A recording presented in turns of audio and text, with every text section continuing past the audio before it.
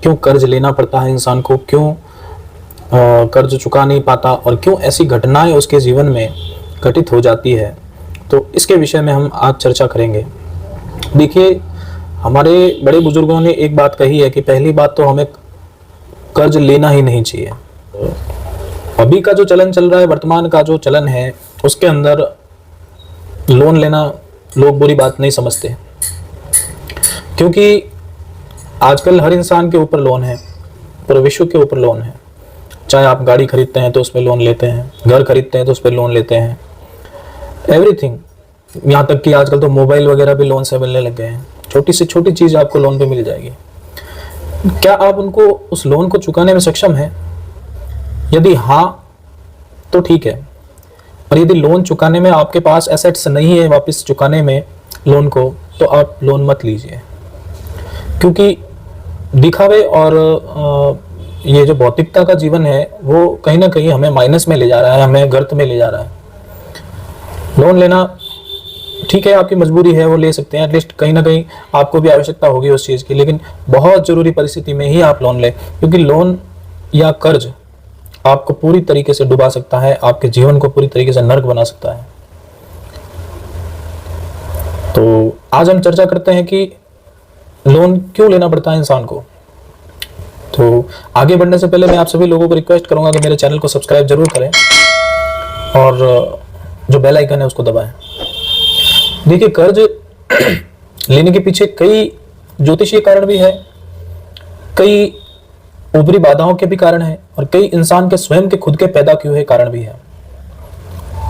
अब इंसान के स्वयं के पैदा किए हुए कारण मैंने आप लोगों को बहुत सारे बताए कि भाई, या तो वो भौतिक सुख सुविधाओं में दूसरे की देखा देखी करके अपने आप को मतलब उसके लेवल तक ले जाना चाहता है, भले इनकम हो या नहीं हो, तो वो भी एक कर्ज लेने का बड़ा कारण है।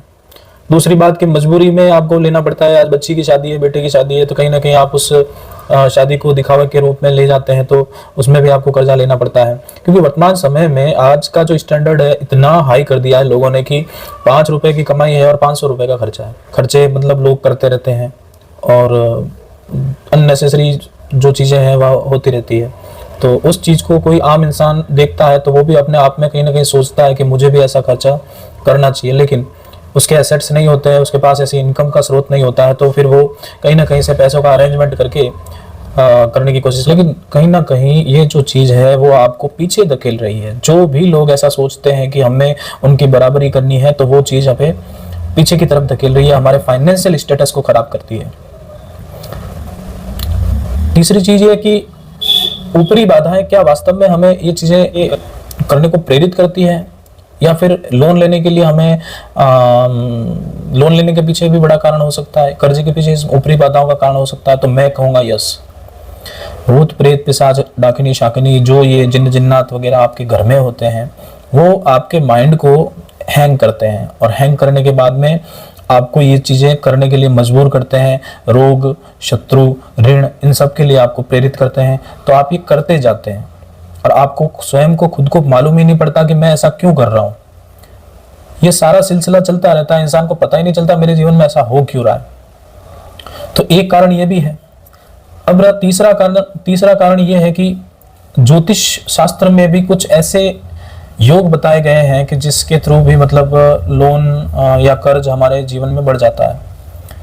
तो इन कारणों पे तो अपन ज्योतिषीय कारणों पे तो एक और अलग से वीडियो में हम चर्चा करेंगे, लेकिन मैं उसके कुछ शॉर्ट्स आपको बता देता हूँ कि मेन जो मंगल होता है, मंगल ग्रह हमारे जीवन में धन संपत्ति और इसका पराक्रम वगैरह का कारण होता है।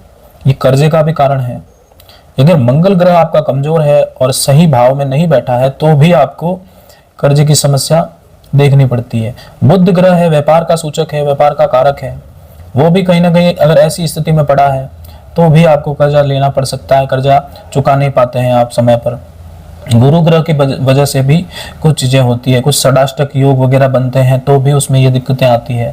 अगर शुक्र खराब है तो दाम्पत्य जीवन के बारे में भी आपके सामने ये सारी दिक्कतें आ सकती है, लेकिन कुछ ना कुछ हद तक आपको परेशानियों का सामना तो करना ही पड़ता है। इन ग्रहों की वजह से बहुत सारी परेशानियाँ क्रिएट होती है। अब ये जो भूत प्रेत की बाधाएं रहती है वो भी आपके जीवन में बहुत सारी परेशानियां पैदा करती ही रहती है। इंसान को पता ही नहीं चलता कि मुझे करना क्या है। वो फिर भोपा ओझा वगैरह उसके पास जाता रहता है, फिर उनको पूछता रहता है कि मेरे घर में समस्या है क्या है, समस्या है क्या है। लेकिन एटलीस्ट कहीं ना कहीं उसको रिजल्ट फाइनली मिल नहीं पाता और फिर वो हैंग आउट होता है, फिर उसे गलत डिसीजन लेने के लिए मजबूर होना पड़ता है। तो आज मैं आप लोगों के बीच में ऐसे उपाय लेके आया हूँ कि जिससे आप इन समस्याओं से बाहर निकल सकते हैं और आप अपने जीवन को एक सुदृढ़ तरीके से चला सकते हैं। तो आपको करना क्या है, मंगलवार के दिन ऋणमोचक मंगल स्रोत का पाठ करना है। प्रत्येक मंगलवार को करना है। आप चाहे तो 11 बार, 21 बार, 51 बार, 108 बार, इस तरीके से आपको ऋणमोचक मंगल स्रोत का पाठ करना है। और एक छोटा सा उपाय मैं और बता देता हूं, जहां पर आप अपने धन को रखते हैं तो वहां पर आपको एक पीले कपड़े में कौड़ियां बांध के रखनी है और वो साथ में आपको रख देनी है। रही बात ये तीसरी की, आपको एक और छोटा सा उपाय करना है। हनुमान जी के मंदिर जाना है, हनुमान जी को पीले लाल धागे में सफेद आकड़ी के फूल, उनकी माला बनाकर 108 फूलों की माला बनाकर हनुमान जी के मंदिर में हनुमान जी को मंगलवार के दिन चढ़ा के आना है।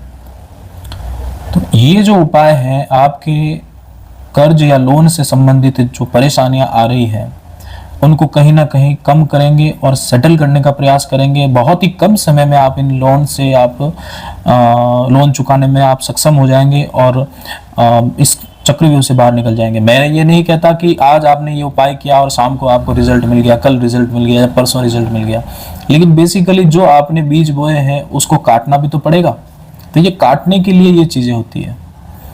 लोग कहते हैं कि ज्योतिष शास्त्र में ऐसा होता है, ऐसा होता है, ऐसी भावना है, ऐसी वो रखते हैं, वो सोच रखते हैं लोग कि ज्योतिष शास्त्र काम नहीं करता है। ये काम करता है, एस्ट्रोलॉजी काम करती है, दिव्य शक्तियां भी काम करती है, सारी चीजें काम करती है, लेकिन समय लगता है। सभी चीजों को काम करने में समय लगता है। ये कोई लॉटरी सिस्टम होता नहीं है कि जो आज आपने खरीदी और आज शाम को आपका ड्रॉ हो गया और आप जीत गए, हार गए।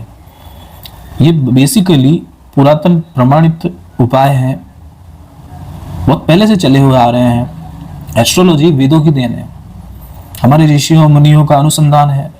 ये जो तंत्र मंत्र ज्ञान वगैरह है हमारे ऋषि मुनि करते रहते थे और जो राजा रजवाड़े होते थे उनको उनके सामने जो समस्याएं आती थी तो उनका निपटारा करने के लिए ये सारी चीजें होती रहती थी। आज के समय में लोग प्रैक्टिकली इतने मतलब हो चुके हैं कि वो इन सब चीज़ों पे उनका माइंड नहीं जाता, कहीं वो सोच ही नहीं पाते कि यार मेरे साथ भी ऐसा हो सकता। तो आप है ना, पहली चीज़ तो आप एक काम करिए कि अपने जन्म कुंडली को दिखाइए किसी विशेषज्ञ से। दूसरी चीज़ ये करिए कि अपने घर में या दुकान में कोई नेगेटिविटी तो नहीं है, उसके लिए आप सोचिए। तीसरी चीज़ फिर ये सोचिए कि हमें कितने चादर के अनुसार पैर लंबा करना है। सबसे पहली बात तो यही है कि आपको चादर के अनुसार ही पैर लंबे करने हैं। फिर कहाँ से आप इकट्ठा कर पाएंगे, आपको एटलीस्ट कर्ज का सामना तो करना ही पड़ेगा। क्षमा चाहता हूँ, किसी कोई पर्सनल ना ले इस चीज़ को, क्योंकि देखिए मेरा काम है वीडियोस बनाना, अच्छे अच्छे टॉपिक्स पे उनके उपाय बताना। तो अगर आपको अच्छे लगे तो लाइक ज़रूर करिए, और अगर कोई चीज़ समझ में ना आए तो उसमें कमेंट बॉक्स में मुझे कमेंट कर सकते हैं। मेरे चैनल को सब्सक्राइब करके आप मेरा मुझे मोटिवेट कर सकते हैं। तो आप सभी लोगों से मैं यही आशा करता हूँ कि वीडियो पसंद आया होगा, और अगर इससे बेटर जानकारी आपको और भी चाहिए या आप इससे जुड़ी या इससे रिलेटेड कोई भी जानकारी चाहते हैं तो आप मुझे मैसेज कर सकते हैं। या और भी ऐसे कोई टॉपिक्स हैं जिसके ऊपर आपको पता नहीं है, आप ये चाहते हैं कि मुझे इस टॉपिक्स पे पता चले, तो आप कमेंट बॉक्स में मैसेज करके आप मुझे बता सकते हैं। अब रही तीसरी बात यह कि किसी भी चीज़ का अगर इलाज आप खुद नहीं कर पा रहे हैं तो एस्ट्रोलॉजी और मंत्र चिकित्सा के माध्यम से आप मुझे भी ये इलाज मेरे द्वारा भी करवा सकते हैं।